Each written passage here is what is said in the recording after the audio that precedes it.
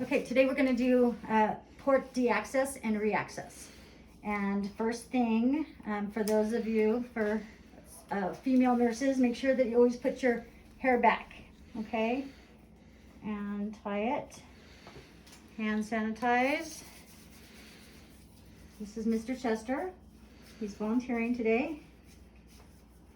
Okay, and we are going to deaccess him first. We always want to make sure we're checking placement. And if I were to get labs or need labs, I would do that prior to deaccessing him. So always use 5 mLs of heparin versus the 3 mLs for a pick. So we want to clean the clave. We want to go scrubbing really on the top and along the sides for 20 seconds. So we clean for 20 seconds. We're pretending this is 20 seconds. And then allowing to dry for 5. So we're going to put our saline in and clamp. Flush a little bit, I pull back, I get good blood return, great. And I'm gonna flush the whole way through. I can't do that on him. So we're gonna flush and remove. And now heparinize. And each time we touch the clave, we're going to clean. So 20 seconds.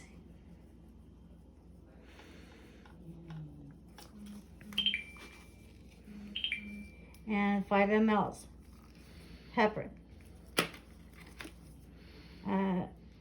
So when I do my last push of heparin, I'm going to clamp it at the same time so that it causes a positive pressure and there's no backflow. All right, so as I'm pushing, I clamp. So now we are ready to remove his dressing.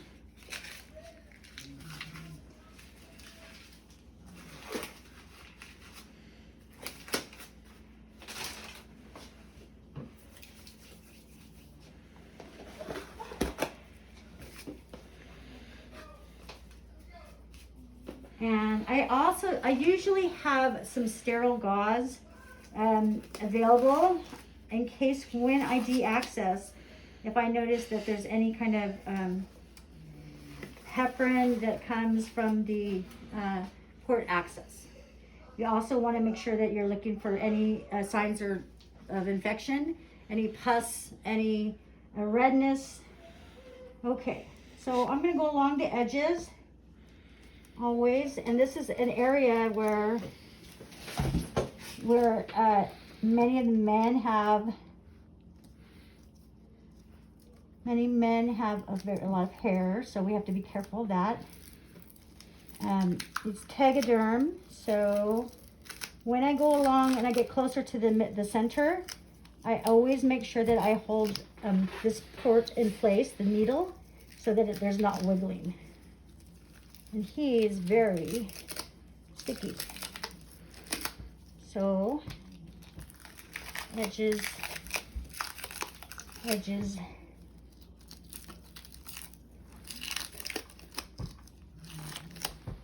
Alcohol and adhesive remover would be best. Okay. So, if I pull this taut, it releases. Okay, so now I'm going to put my fingers on the clear wings and hold it in place. Mr. Chester, I'm going to remove the needle. All right, 1, 2, and 3. The gray or black wings are lifted up and it snaps, and that's the safety. So always inspect your needle to make sure that it does have the safety lock. A few of them don't have it, most do. So at this time, I'm going to look, okay, I kind of say I'm introducing myself to this port. So I assess it. I look to see about where I need to go and how big it is. Perfect.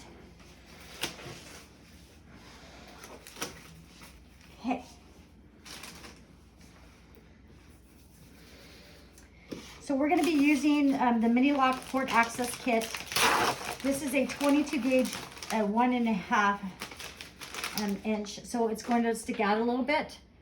That's not how it's supposed to go. It's supposed to go flush with the skin. Normally you'll see a 3/4 inch, but this is what I had for training. Okay. Here's our kit. Our kit, the two things that our kit needs to have. One is the sterile normal saline, which my kit did not have. Okay, improvise. We're going to, for all intents and purposes, this is going to be my sterile normal saline that is normally located on the outside of the packaging. And then the other thing that you need to have is your clay. So remember these two things. Okay, so on the outside here, you're going to have your mask and a first set of gloves, sterile gloves, okay? And I'm already masked, so I don't need this, but I'm going to have my patient be masked. Be masked. He's masked. Okay.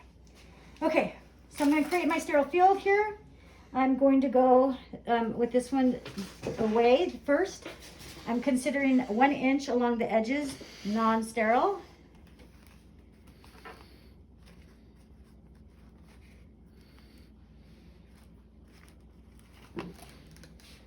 Okay.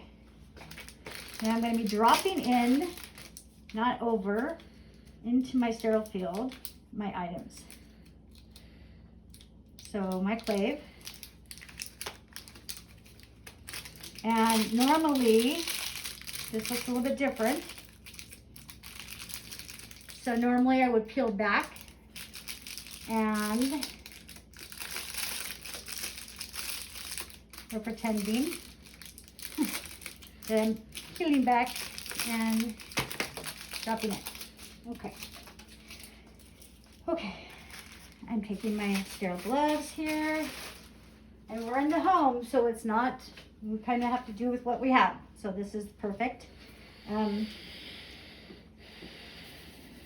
So again, hand sanitize and my first set of gloves.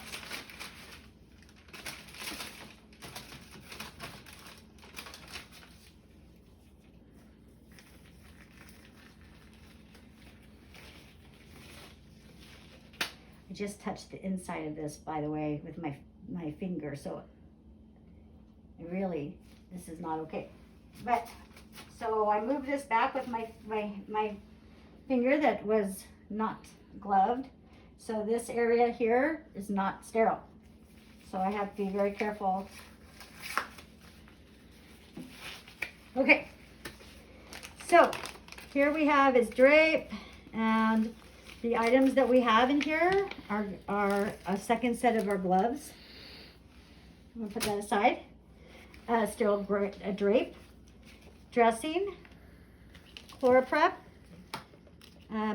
our sterile normal saline, clave, skin protectant, and alcohol, and gauze.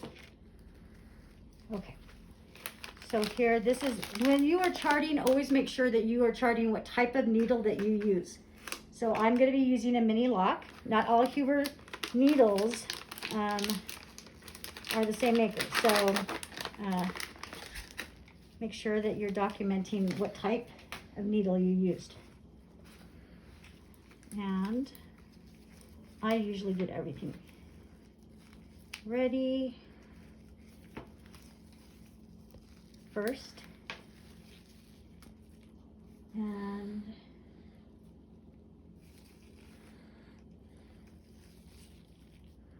prime this, okay? This is all ready. Now I'm going to drape. I'm going to open this. This is all sterile. And this is going to keep all my area, my tubing, sterile as well. So when I take my fingers on the outside edges here, take my thumbs And then I'm going to turn them over like this. So that way it's kind of like a duck bill, okay? And that way I am totally covered. My hands are totally covered, so I'm going to go around this side. I can't cross over my sterile field. Okay, so now I'm going to just sit that way, okay? All right. If this is a woman, you want to make sure, you could ask her to pull down her shirt, but you make sure you're putting the drape over her hands. All right, I'm going to use my floor prep and I'm going to clean for 30 seconds. So we're going to clean, and we're going to clean everywhere.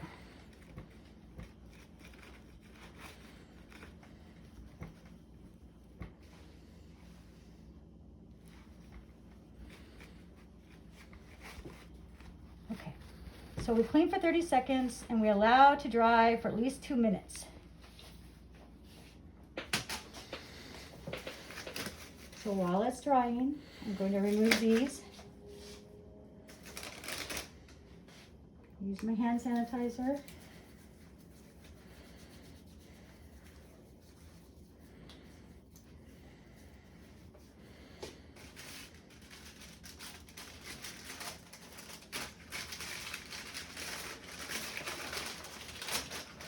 Be careful when I'm opening this.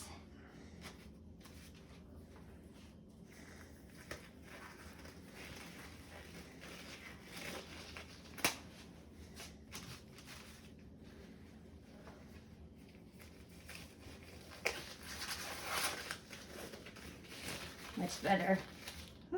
Okay. All right. So it's been 2 minutes. It's dried completely. I could apply the skin prep around the surrounding areas if I needed to. He does not need skin prep. Now remember, this needle is much longer than what he needs. So it's going to be sticking out a little bit and not being flush with the skin, but it should be.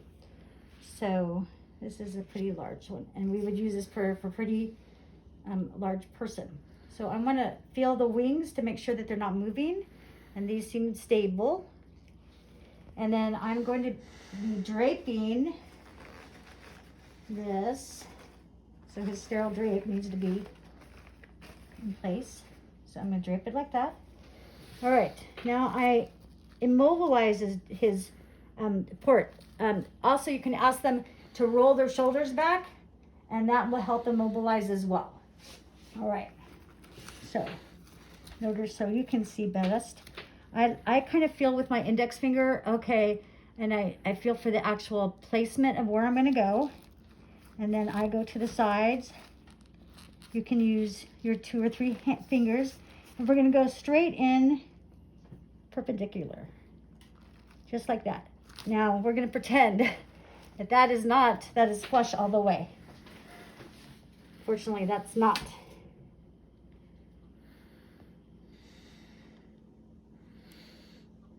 I almost want to change it out, but it is what it is. So that's what I have at the moment.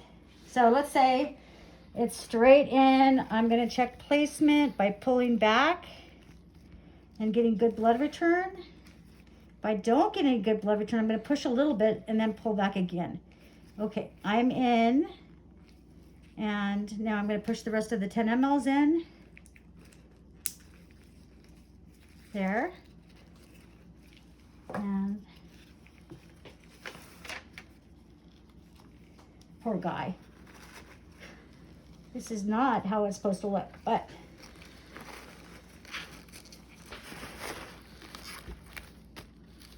you took your mask off, Mr. Chester. You're not allowed to do that. Okay. So once we do that, we take out the edges. You guys know how to do this part. Portion, and there's steri strips to put along the edges. Also make sure that you're dating and timing and initialing. So I usually use this on one area after I've already put my initials. And then here it comes with steri strips, and this can go along the edges. Some people like them, some people don't. So if they're not very active, then they may prefer not to have the extra tape. So if they're kind of sedentary, and you notice that, but if they tend to roll, the edges tend to roll, then this is just to extra protect that. Okay, last thing to do is we're going to heparinize it. So again, we're going to clean 20 seconds.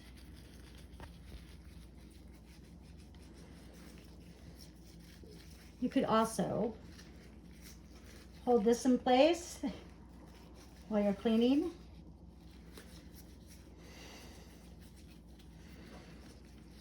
And make sure you're unclamped. And push, push, push. Last push, while I'm pushing, I'm going to clamp it so that to create that positive pressure so there's no backflow. Sometimes people freak out a little bit if they see any blood in their line. So they become very worrisome. So that's nothing to worry about, but this helps prevent that. The last thing, we want to cap it. I would like to mention that if it's a woman, before you ask if she has a preference of where she likes the tubing. So for a woman, this probably would be a very bad place for her. She might prefer to have it in cleavage, so they have it be turned to the side, or straight down. So it really depends on the placement and what her preference is. So make sure, because once you have been accessed, you cannot turn the needle at all. Okay, and that is our port care.